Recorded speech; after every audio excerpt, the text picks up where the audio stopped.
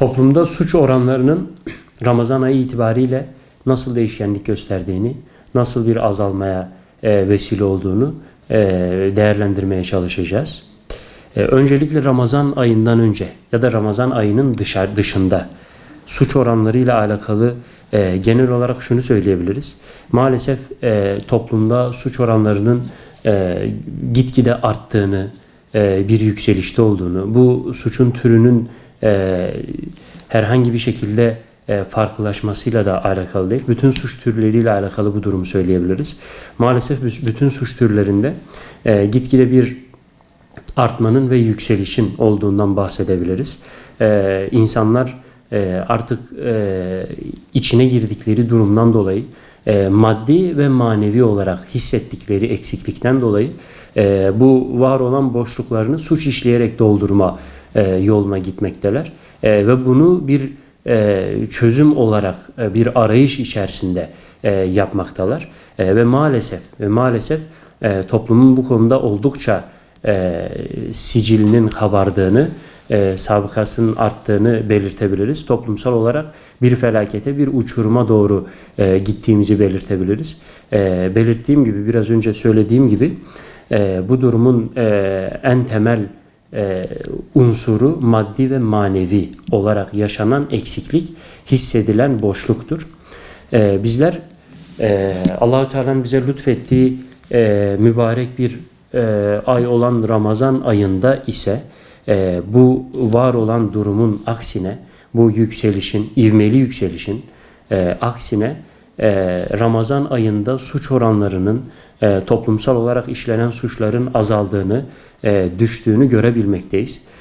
Adliyelerde var olan iş yükünün azaldığını, yoğunluğun azaldığını, insanların adliyelerden daha çok farklı yerlere, daha manevi olarak atmosferi yüksek olan yerlere veyahut camilere veyahut ilim meclislerine yöneldiğini görebilmekteyiz. Adliyelerdeki yoğunluğun azalması toplumsal olarak iyiye işaret olduğunu da söyleyebiliriz bu anlamda. Ramazan ayının özelliği nedir diye bakarsak, bu suç oranlarının düşmesindeki etkisi nedir olarak bakarsak şunları söyleyebiliriz. Bir kere Ramazan ayı manevi olarak güçlenme ayıdır. Manevi olarak yükselme, bilinçlenme ayıdır.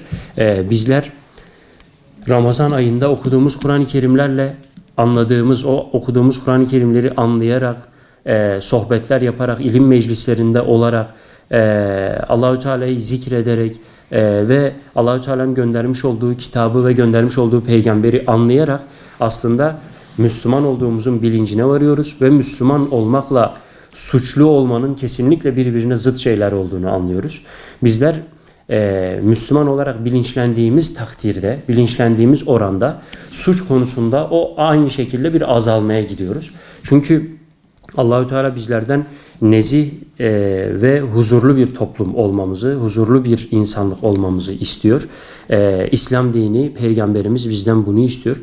Ve Ramazan ayında manevi olarak güçlenmemiz bizden suç oranlarında, suçluların oranında azalmaya vesile oluyor. Bu anlamda manevi güçlenmek birebir suç oranlarına etkisi oluyor ve düşmesine vesile oluyor. Bir diğeri, manevi olarak güçlenmenin dışında bir diğeri, Ramazan ayı bizlere maddi olarak da güçlenmemizi nasip ediyor, veriyor. Nasıl oluyor bu? İnsanlar Ramazan ayında birbirleriyle çok daha fazla dayanışma içerisine giriyorlar. Birbirlerine çok daha yardım ediyorlar. Ve oruçla beraber gelen o yardımlaşma hissi çok daha fazla artıyor. Zekat, fitre ve sadaka diye İslam'ın Müslümanlara emrettiği hususları yerine getiriyorlar. Ve toplumda zengin ile fakir arasındaki uçurum azalıyor. Zenginlerin fakirleri anlama duygusu artıyor. Fakirlerin yalnızlık hissi azalıyor. Zenginleri zenginliklerinden dolayı işleyebilecekleri suçlar azalırken fakirlerin de fakir olduklarından dolayı, yalnız ve kimsesiz olduklarından dolayı işleyecekleri suç oranları azalıyor. Çünkü zenginler paylaşmayla, fakirler ise kendi yalnızlıklarını gidererek kendi ellerinden tutan, kendi sofralarına oturan başka insanların olmasıyla o suçluluk duygularını ya da suç işleme ihtimallerini azaltıyorlar. Maddi olarak arada olan bu köprü gereği, bahsettiğimiz zekat, fitre ve sadakalardan dolayı olan bu köprü gereği insanlar birbirlerine merhamet gözüyle bakıyorlar, yardımlaşma gözüyle bakıyorlar ve asla insanlar birbirlerine zarar verme düşüncesi taşımıyorlar. Suçluların akıllarında böyle bir ihtimal azalıyor.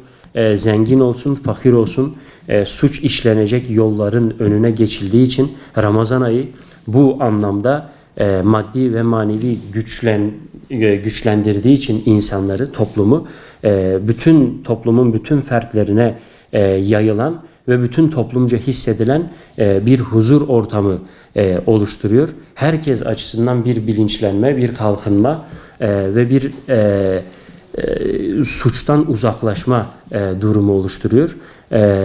Ve bizler Ramazan ayını hakkıyla idrak edersek ve Ramazan ayını diğer aylarda da devam ettirebilirsek, Ramazan ayını diğer aylara örnek olarak gösterebilirsek, diğer ayları da Ramazan gibi yaşayabilirsek inşallah toplumdaki suç oranları azalır ve adliyelerdeki yoğunluk bu vesileyle daha da azalmış olur. Bu temenniyi Allahü Teala'dan dileyelim, bu duayla bitirelim inşallah.